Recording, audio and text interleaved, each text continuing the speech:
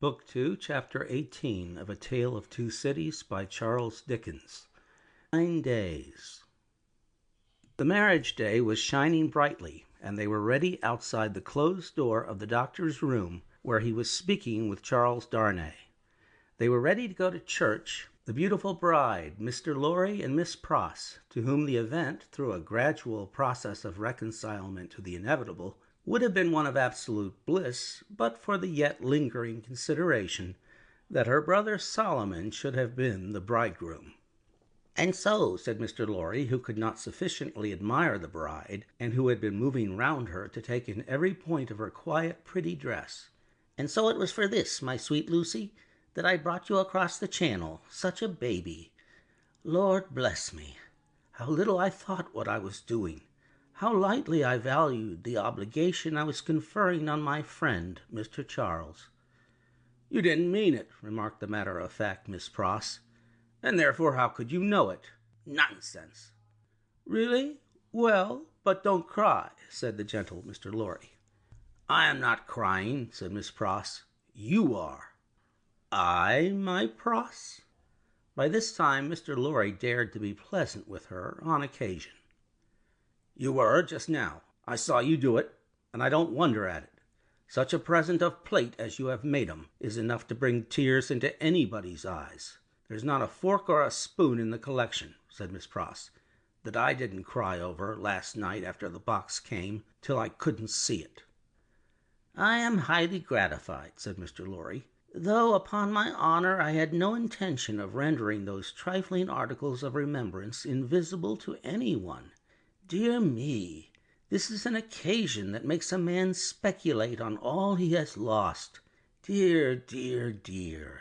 To think that there might have been a Mrs. Lorry any time these 50 years almost." "Not at all," from Miss Pross. "You think there never might have been a Mrs. Lorry?" asked the gentleman of that name.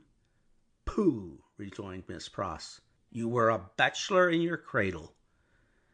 "Well," observed Mr. Lorry, beamingly adjusting his little wig, "that seems probable, too." "And you were cut out for a bachelor," pursued Miss Pross, "before you were put in your cradle." "Then I think," said Mr. Lorry, "that I was very unhandsomely dealt with, and that I ought to have had a voice in the selection of my pattern. Enough. Now, my dear Lucy," drawing his arm soothingly round her waist, "I hear them moving in the next room, and Miss Pross and I, as two formal folks of business, are anxious not to lose the final opportunity of saying something to you that you wish to hear. You leave your good father, my dear, in hands as earnest and as loving as your own. He shall be taken every conceivable care of. During the next fortnight, while you are in Warwickshire and thereabouts, even Tellson's shall go to the wall, comparatively speaking, before him. And when, at the fortnight's end, he comes to join you and your beloved husband on your other fortnight's trip in Wales, you shall say that we have sent him to you in the best health and in the happiest frame. Now I hear somebody's step coming to the door. Let me kiss my dear girl with an old-fashioned bachelor blessing before somebody comes to claim his own." For a moment he held the fair face from him to look at the well-remembered expression on the forehead, and then laid the bright golden hair against his little brown wig with a genuine tenderness and delicacy which, if such things be old-fashioned, were as old as Adam. The door of the doctor's room opened, and he came out with Charles Darnay. He was so deadly pale, which had not been the case when they went in together, that no vestige of color was to be seen in his face. But in the composure of his manner he was unaltered, except that to the shrewd glance of Mr. Lorry it disclosed some shadowy indication that the old air of avoidance and dread had lately passed over him like a cold wind. He gave his arm to his daughter and took her downstairs to the chariot which Mr. Lorry had hired in honor of the day. The rest followed in another carriage, and soon, in a neighboring church, where no strange eyes looked on, Charles Darnay and Lucy Manette were happily married. Besides the glancing tears that shone among the smiles of the little group when it was done, some diamonds, very bright and sparkling, glanced on the bride's hand, which were newly released from the dark obscurity of one of Mr. Lorry's pockets. They returned home to breakfast, and all went well, and in due course the golden hair that had mingled with the poor shoemaker's white locks in the Paris garret were mingled with them again in the morning sunlight on the threshold of the door at parting. It was a hard parting, though it was not for long. But her father cheered her and said at last, gently disengaging himself from her enfolding arms, "Take her, Charles. She is yours." And her agitated hand waved to them from a chaise window, and she was gone. The corner being out of the way of the idle and curious, and the preparations having been very simple and few, the doctor, Mr. Lorry, and Miss Pross were left quite alone. It was when they turned into the welcome shade of the cool old hall that Mr. Lorry observed a great change to have come over the doctor, as if the golden arm uplifted there had struck him a poison blow. He had naturally repressed much, and some revulsion might have been expected in him when the occasion for repression was gone. But it was the old scared, lost look that troubled Mr. Lorry, and through his absent manner of clasping his head and drearily wandering away into his own room when they got upstairs, Mr. Lorry was reminded of Defarge the wine-shop keeper and the starlight ride.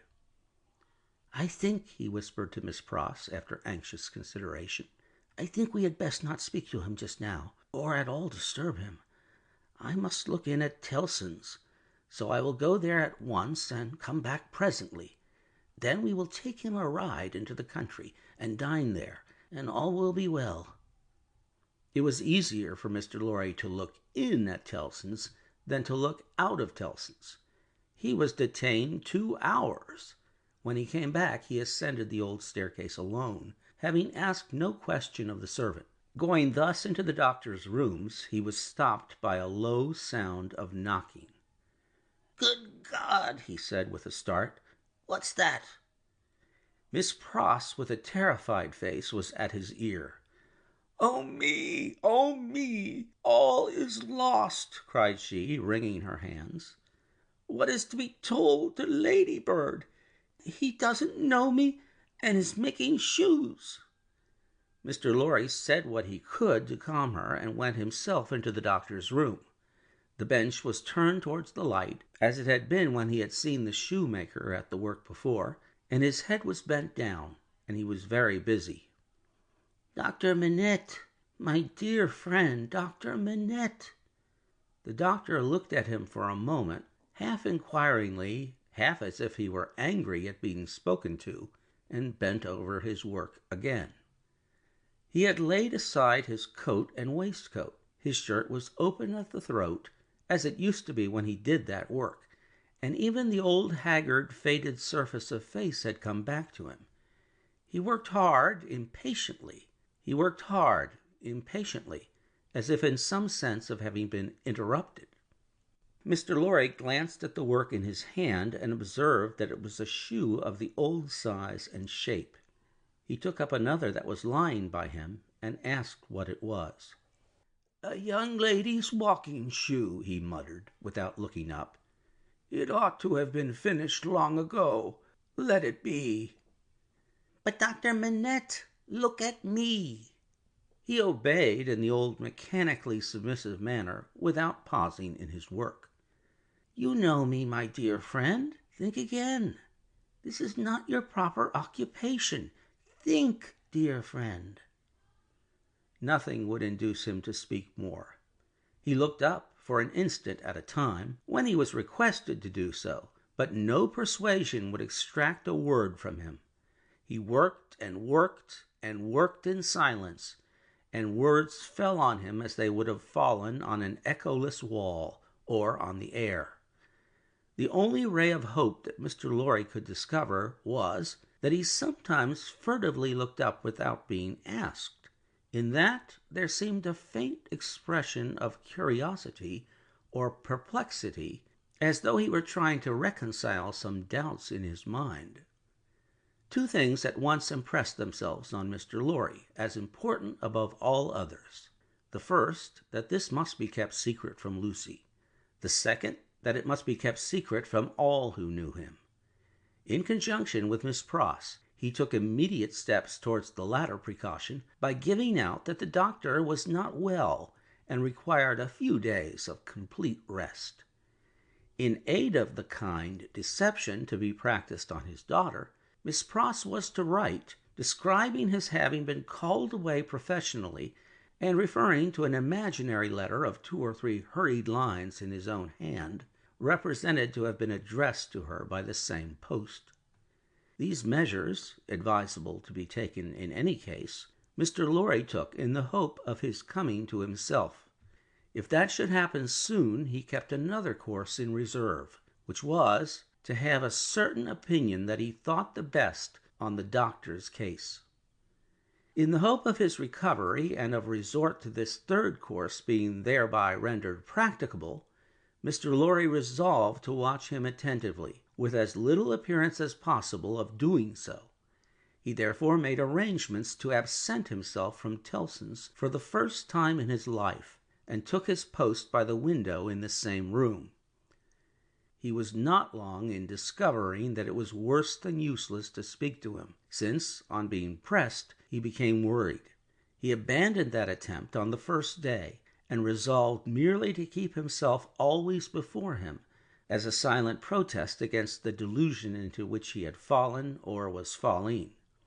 He remained, therefore, in his seat near the window, reading and writing, and expressing in as many pleasant and natural ways as he could think of that it was a free place. Dr. Manette took what was given him to eat and drink, and worked on, that first day, until it was too dark to see. Worked on half an hour after Mr. Lorry could not have seen for his life to read or write. When he put his tools aside as useless until morning, Mr. Lorry rose and said to him, "Will you go out?" He looked down at the floor on either side of him in the old manner, looked up in the old manner, and repeated in the old low voice, "Out? Yes, for a walk with me. Why not? Why not?" He made no effort to say why not, and said not a word more.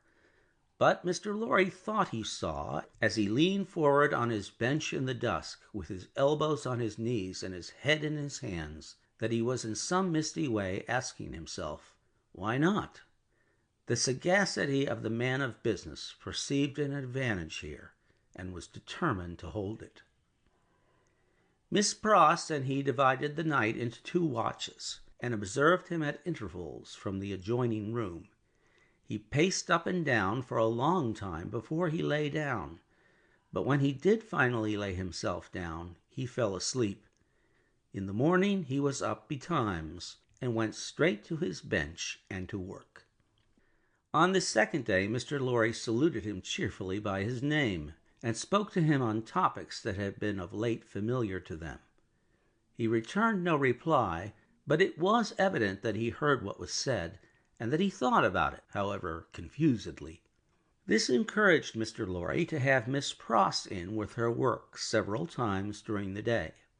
At those times they quietly spoke of Lucy, and of her father then present, precisely in the usual manner, as if there were nothing amiss. This was done without any demonstrative accompaniment, not long enough or often enough to harass him, and it lightened Mr. Lorry's friendly heart to believe that he looked up oftener, and that he appeared to be stirred by some perception of inconsistencies surrounding him. When it fell dark again, Mr. Lorry asked him, as before, "Dear doctor, will you go out?" As before, he repeated, "Out? Yes, for a walk with me. Why not?" This time Mr. Lorry feigned to go out when he could extract no answer from him, and after remaining absent for an hour, returned. In the meanwhile, the doctor had removed to the seat in the window, and had sat there looking down at the plane tree. But on Mr. Lorry's return, he slipped away to his bench. The time went very slowly on, And Mr. Lorry's hope darkened, and his heart grew heavier again, and grew yet heavier and heavier every day. The third day came and went, the fourth, the fifth, 5 days, 6 days, 7 days, 8 days, 9 days. With the hope ever darkening, and with a heart always growing heavier and heavier, Mr. Lorry passed through this anxious time. The secret was well kept, and Lucy was unconscious and happy. But he could not fail to observe that the shoemaker, whose hand had been a little out at first, was growing dreadfully skillful, and that he had never been so intent on his work, and that his hands had never been so nimble and expert as in the dusk of the 9th evening. End of chapter.